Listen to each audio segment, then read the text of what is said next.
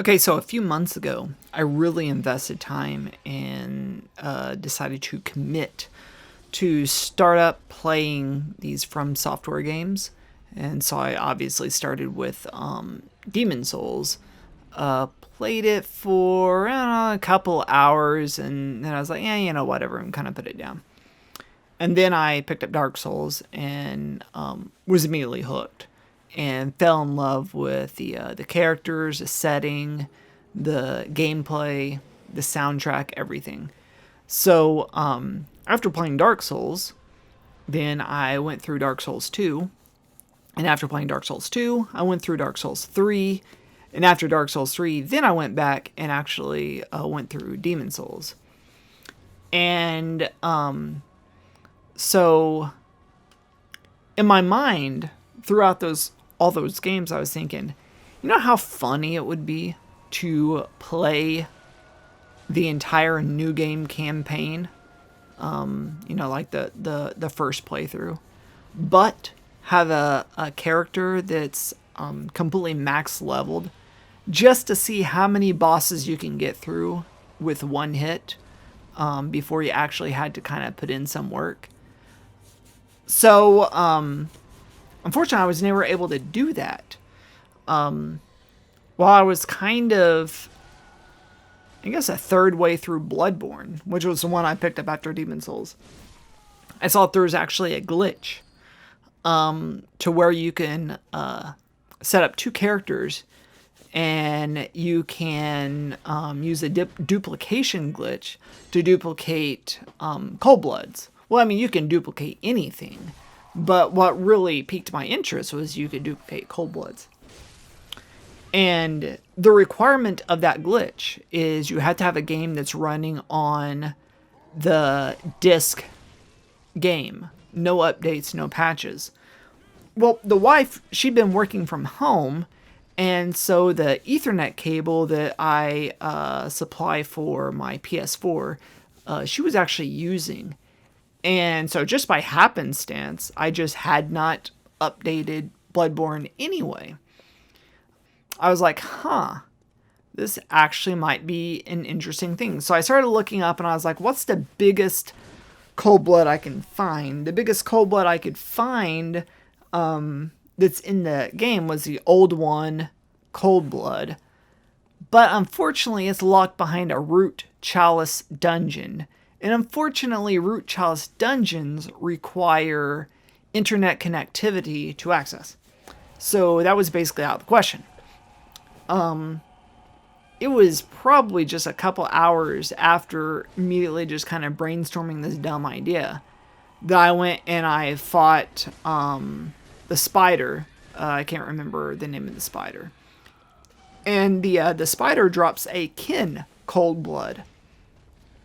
A kin gold blood nets you 20,000 echoes.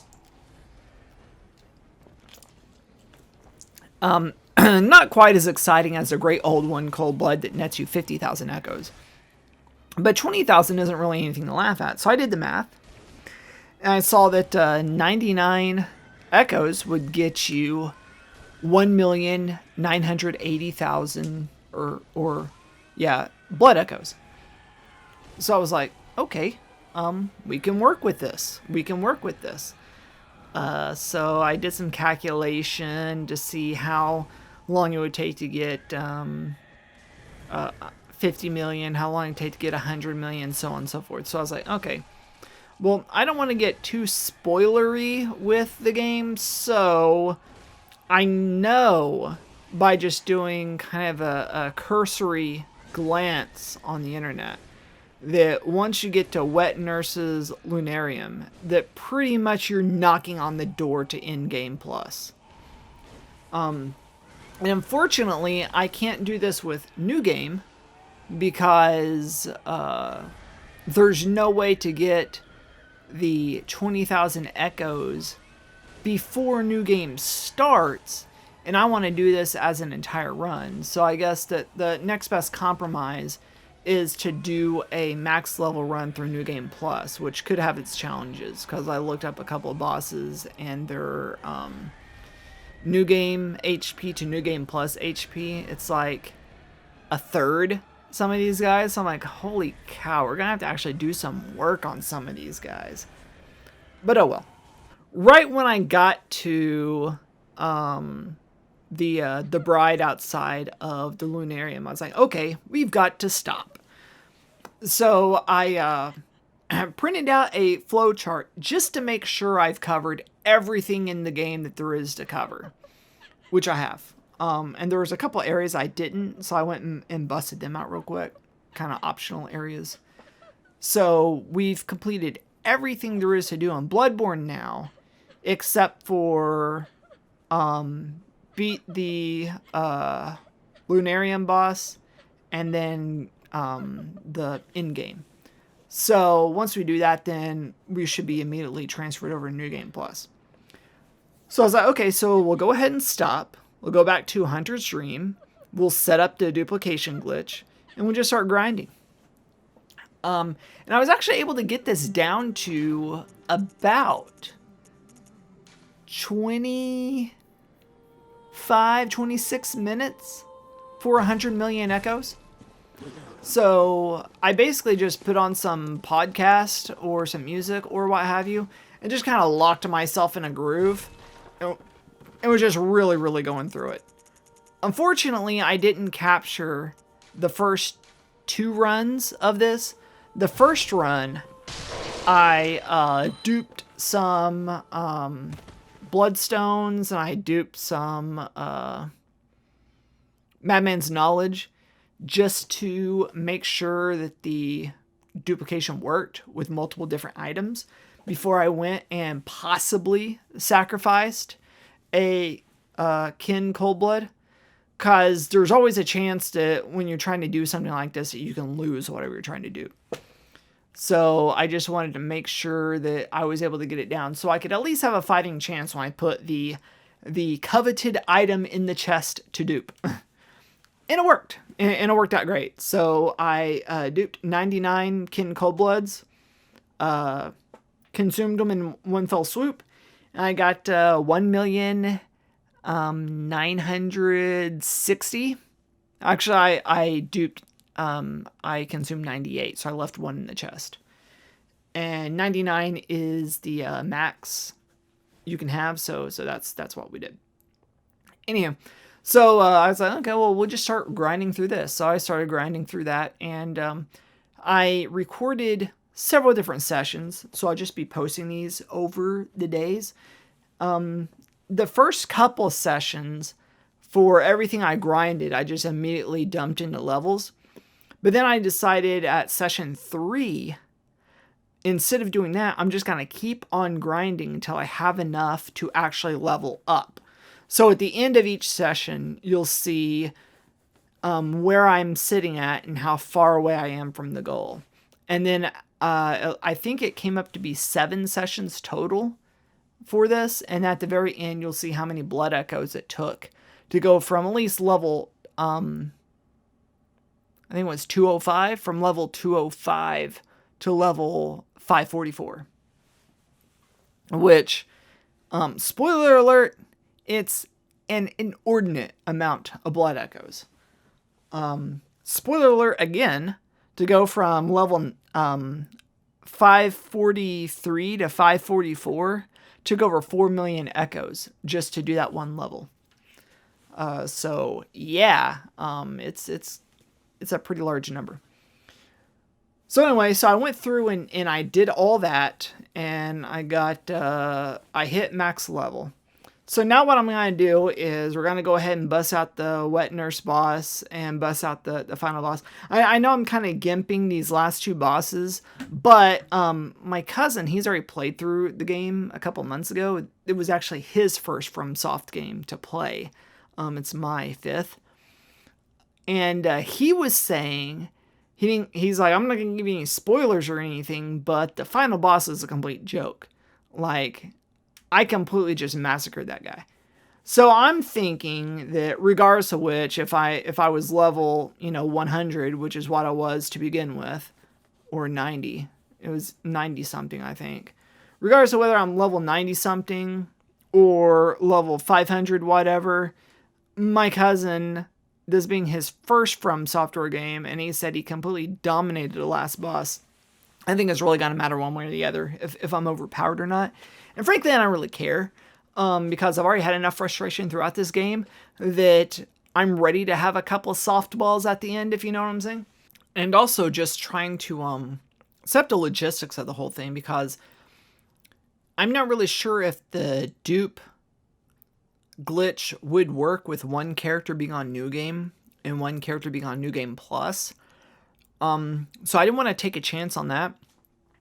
And also, again, I didn't want to get too, far into spoilers to get the exact, how it works, because I wasn't really sure if after I beat the boss of Wet Nurse Lunarium, if I'm able to go back into Hunter's Dream and use the box to work out that process. So there was a lot of kind of unanswered questions I had with how this would even work. So the only compromise I was able to come up with was as soon as I made it to the Crying Bride, to immediately go back to the Hunter's Dream and set the glitch up at that point.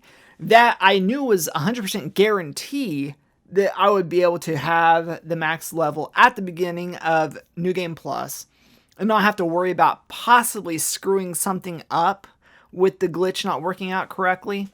And also I'm wanting to update the game and put it on the internet before I go to New Game Plus, and I'll have to do that because I'll be streaming it. So that was another thing. Basically, this all came down to be I had to do it before the Wet Nurse Lunarium.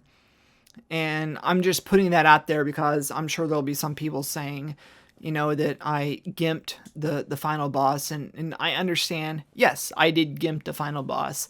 But it was basically a means to an end. Pretty much this is the only avenue I could possibly think of to be able to set this up correctly I would have to gimp the final boss. I couldn't really think of any way around that.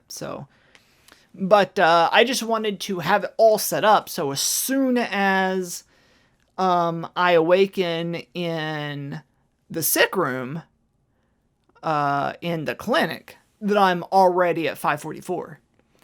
And I was kind of concerned because I wasn't really sure if I could hold on to the echoes for the boss fight, or if the boss fight could be enough of a challenge that I would lose the echoes in the boss fight and sacrifice hours of work.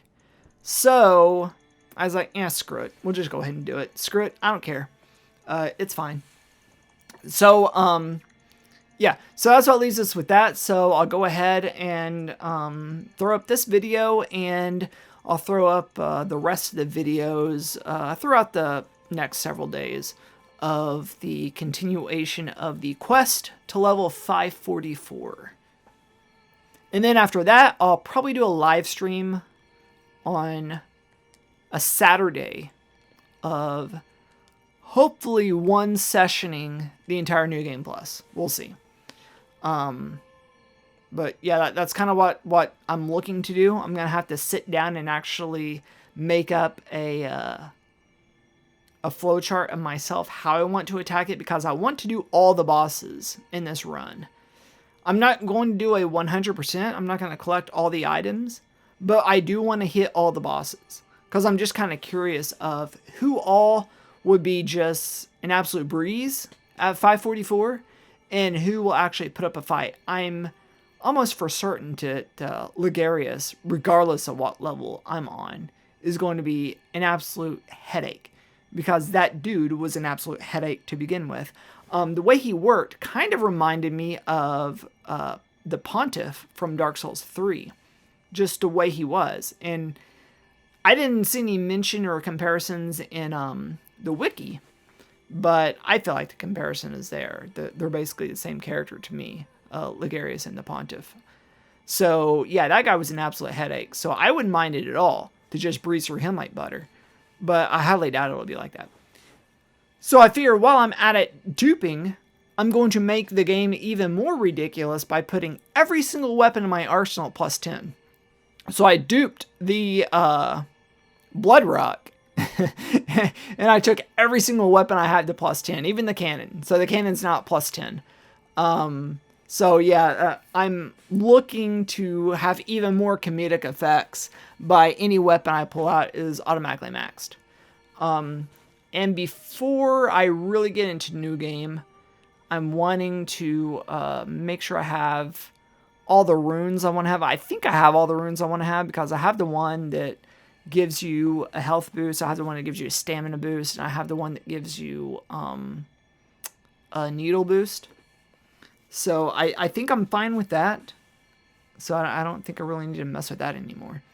But yeah, I guess that's all there is to say to that. So yeah, stay tuned. Thanks for watching.